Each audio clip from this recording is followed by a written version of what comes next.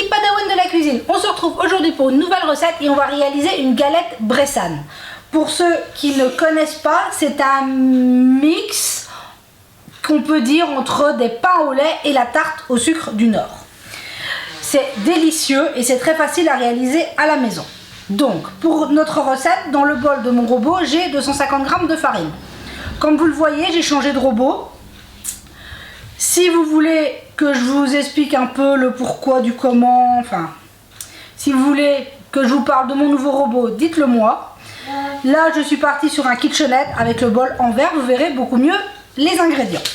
Donc, dans nos 250 g de farine, on vient ajouter un sachet de levure boulangère. Mes sachets font 5 g.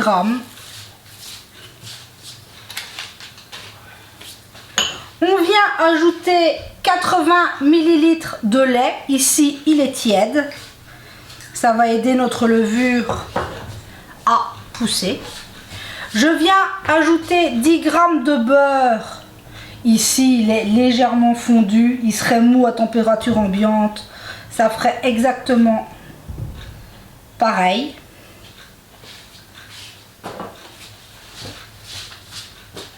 On va ajouter 2 œufs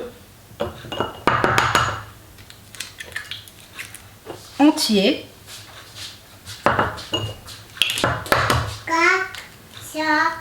Oui, ma chérie. 2 œufs. 50 g de sucre. Et une pincée de sel. Et voilà, tous nos ingrédients sont prêts à partir pour le pétrissage. Vous voyez, ça n'a rien de très compliqué. Donc là, on va partir pour un pétrissage avec notre crochet pour environ 10 minutes. Il faut que ça forme une belle boule et que ça fasse une belle pâte. Donc on se retrouve à la fin du pétrissage et je vous montre le résultat. Et voilà, au bout des 10 minutes de pétrissage, on obtient une belle boule, une pâte souple mais non collante. Hop, je viens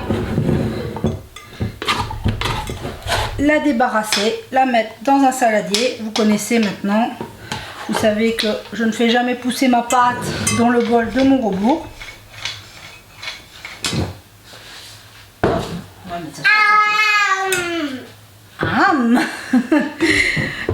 Voilà, on obtient une très jolie pâte. Comme vous voyez, elle est souple, mais elle ne colle quasi pas. C'est exactement ça qu'on veut obtenir, ma chérie. S'il te plaît. Comme vous entendez, elle est là à côté de moi. Donc on va tout simplement venir couvrir notre saladier et on va laisser pousser notre pâte pendant, après ça dépend de la température qu'il fait chez vous, mais on va dire 1 heure, 1 heure et demie. On veut que notre pâte triple de volume, tout simplement. Donc s'il fait très chaud en 1 heure, s'il fait un peu moins chaud en 1 heure et demie, voire 2 heures, ce n'est pas très important. On veut juste qu'elle triple de volume. Donc maintenant, on attend la pousse de notre pâte et on se retrouve pour la suite de la vidéo. Et voilà, on se retrouve, notre pâte a plus que triplé là. Ça fait une petite heure qu'elle pousse tranquillement sous le beau soleil de Bretagne. Un beau soleil, mais il fait froid dehors. Hein. Donc maintenant, on va venir préparer une plaque de pâtisserie avec un papier cuisson ou une feuille de silicone. Ce que vous avez à la maison, moi mes feuilles de silicone sont occupées, donc ce sera un papier cuisson. Donc on va venir récupérer notre pâte, tout simplement, et on va venir la mettre sur notre plaque. Hop, on met ça derrière. Et maintenant, il ne nous reste plus qu'à, on a les mains propres, venir façonner sur notre plaque une forme de galette. Et faites attention, quand on pousse trop fort, ça colle. Donc on vient tout simplement l'étaler. Après on fait la forme et la taille qu'on veut. On veut que l'épaisseur soit... Vous voyez, ça colle légèrement parce que j'ai appuyé un peu fort. On va faire une épaisseur d'environ un demi-centimètre. Voilà, tout simplement. Bon, la mienne ne sera pas bien ronde, mais ce n'est pas très grave en soi. Voilà, hop, j'ai étalé ma pâte. Et maintenant, on va simplement la laisser pousser une nouvelle fois pour 45 minutes. Et ensuite, on viendra la garnir avant de la mettre au four. 45 minutes pour la deuxième pousse. Dans un quart d'heure, 20 minutes, on va préchauffer notre four à 200 degrés. Vous savez que moi, j'utilise la chaleur tournante. Mais voilà, on préchauffera notre four à 200 degrés tout simplement. Donc là, c'est parti pour la deuxième pousse. On se retrouve à la fin des 45 minutes. Et voilà, nos 45 minutes de deuxième pousse sont passées. Alors maintenant, on va venir la garnir. J'ai ici 30 g de crème fraîche liquide qu'on va venir mettre sur notre galette. Tout simplement, on pourrait y mettre de la crème épaisse. Je n'ai que de la crème liquide, mais bon, après ça ne changera pas grand chose à la recette. On vient en mettre généreusement sur notre galette. Alors si ça coule un petit peu, c'est pas très grave. Voilà. Et maintenant, il ne nous reste plus qu'à venir mettre, j'ai 30 g ici de cassonade. Ça pourrait être du sucre blanc, de la vergeoise. Si vous mettez de la crème épaisse, ça coulera moins, voilà.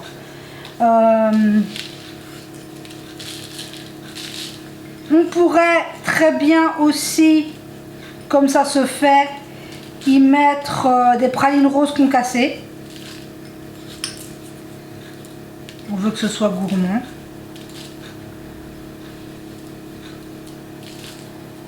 Et voilà. Notre galette est prête. Il ne reste plus qu'à... Notre four est préchauffé à 200 degrés, à la mettre en cuisson pour 15 à 20 minutes, dépendamment des fours. On veut qu'elle soit bien dorée. Donc ça part en cuisson et on se retrouve tout de suite après. Et voilà, la cuisson est terminée. Au bout des 15 minutes, regardez-moi cette magnifique galette. Donc là, on va venir la débarrasser sur notre grille pour la laisser refroidir tranquillement. À savoir que cette galette se mange généralement tiède. Donc soit on la prépare et on la laisse un peu refroidir et on la mange, ou alors elle peut très bien se réchauffer quelques instants au micro-ondes sans aucun problème. Mais elle est meilleure tiède, voilà. Donc comme vous voyez, elle est bien dorée. Il y a cette odeur, c'est juste génial. Donc voilà, vous voyez que c'est très très facile de réaliser une galette Bressan maison. Donc sinon pour les nouvelles, je vous avais parlé de ces problèmes pour manger. Eh bien il faut savoir que ça ne va toujours pas mieux, ça s'est même aggravé. C'est d'ailleurs pour ça que nous avons plusieurs rendez-vous. Je vous en ai pas parlé avant parce que j'ai espéré, j'essaye toujours, j'ai essayé toutes les méthodes, parce que j'avais pas envie, parce que à côté de tout le soutien qu'on reçoit, voilà, vous êtes merveilleux, voilà, si vous saviez à quel point vous me faites chaud au cœur à chaque fois, vous êtes merveilleux, ne l'oubliez pas. Il y a aussi des personnes qui se croient tout permis derrière un clavier et qui peuvent faire plus de mal que de bien. Donc je sais que c'est pas vous, mes très chers abonnés, c'est pas vous, c'est généralement des étrangers à la chaîne, mais ça peut parfois faire très mal. Donc pour entendre des conseils que j'ai déjà testés, parce qu'il faut savoir qu'avec elle j'ai tout essayé, que ce soit, enfin tout. Là j'ai même essayé la DME, la DME pour les mamans, vous me comprendrez. Maman et les papas d'ailleurs. Qu'on laisse l'enfant se diversifier par lui-même, voilà. Elle mâche, oui, mais elle recrache, voilà, il n'y a rien qui passe. Maintenant, on pense qu'elle aurait un problème physiologique, donc ce serait vraiment, elle aurait un problème qui fait que ça ne passe pas.